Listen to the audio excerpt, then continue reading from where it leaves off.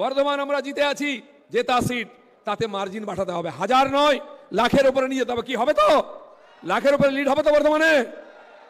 পাশের সিট মাননীয় অসীম দা এসছেন বর্ধমান পূর্ব, আমরা অল্প ভোটে হেরেছিলাম, কিন্তু এবারে সেই সিট চাই।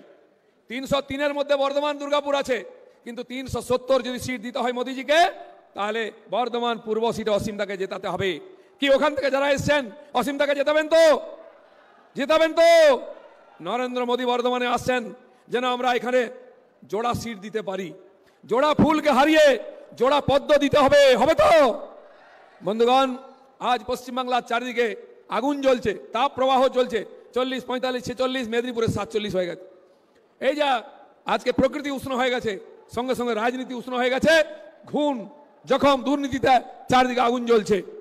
যারা বসে আছেন ওখানে বসুন, প্রধানমন্ত্রীর সামনে আসবেন তখন দেখে নেবেন, নিজের জায়গা ছাড়বেন না, বিশৃঙ্খলা করবেন না। প্রধানমন্ত্রীর এখানে পৌঁছতে এখনো 10 মিনিট লাগবে। 3টে হেলিকপ্টার আসবে, নামবে, উনি তারপরে আমাদের ডায়াসে আসবেন, আমরা তাকে স্বাগত করব। দৌড়ে লাভ নেই, পেছনে আছে হেলিপ্যাড, দেখা যাবে না, সেই জন্য প্রধানমন্ত্রীকে আমরা দেখব। নিজের জায়গায় বসুন শান্তিপূর্ণভাবে। এখনো পেছনে বহু লোক দাঁড়িয়ে আছেন, তাদেরকে ছেড়ে দিন, সামনে আসতে দিন। যারা ব্যারিকেডের ওপাশে আছেন তারা চলে আসুন, আমার ডান দিকের হ্যাঙ্গারে ছায়াতে চলে আসুন। পেছনে যারা আছেন সবাইকে আহ্বান করছি, সবাই এদিকে বাঁ দিকের হ্যাঙ্গারে চলে আসুন, বাকি জায়গা ভর্তি হয়ে গেছে। পেছনে যারা ব্যারিকেডের পেছনে দাঁড়িয়ে আছেন, যদি পুলিশ আটকায় ব্যারিকেড ভেঙে চলে আসুন, কাউকে বাইরে আটকানো যাবে না। যারা বাইরে আছেন চলে আসুন, কাউকে আটকাবেন না। যারা মাননীয় প্রধানমন্ত্রীকে দেখার জন্য এসছেন তারা সবাই চলে আসুন, ব্যারিকেডে কেউ আটকাবেন না, সব ভেতরে চলে আসুন। প্রধানমন্ত্রী 5 মিনিটের মধ্যে ডায়াসে আসবেন, তাই সবাইকে ভেতরে আসার জন্য আবেদন করছি।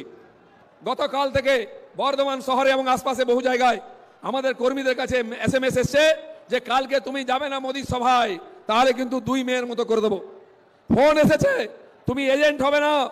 আমি ভাই এখান থেকে বলে দিচ্ছি, যারা এই ভুলটা করছেন, মেসেজ দিচ্ছেন, ফোন করছেন, বিজেপির কর্মীদের ভয় দেখাচ্ছেন, আমি দিলীপ ঘোষ বলছি, আমি বর্ধমানে এসেছি জেতা সিটকে জিতে অধিক মার্জিন বাড়াতে। আমি 13 তারিখ বা 3 তারিখে 4 তারিখে কথা বলছি না, তারপরে 5 দিনের 5 বছরের কথা বলছি। বিজেপি এখানে জিতবে। যারা আমাদের চমকাচ্ছে সেই ফোন নম্বরগুলো আমরা রাখছি, তারপরে ফোন নম্বর ধরে ধরে খোঁজ করবো আমরা।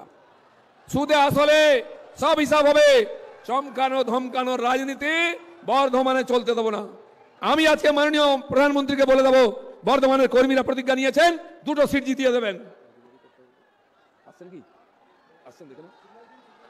তো আমি আপনাদের প্রতিনিধি হিসাবে মাননীয় প্রধানমন্ত্রীকে কথা দেবো যে আপনি আজকে বর্ধমানে এসেছেন, যে 2টো সিটের কর্মীরা এসেছেন, 2 জন MP পার্লামেন্টে আপনার সামনে উপস্থিত হবেন।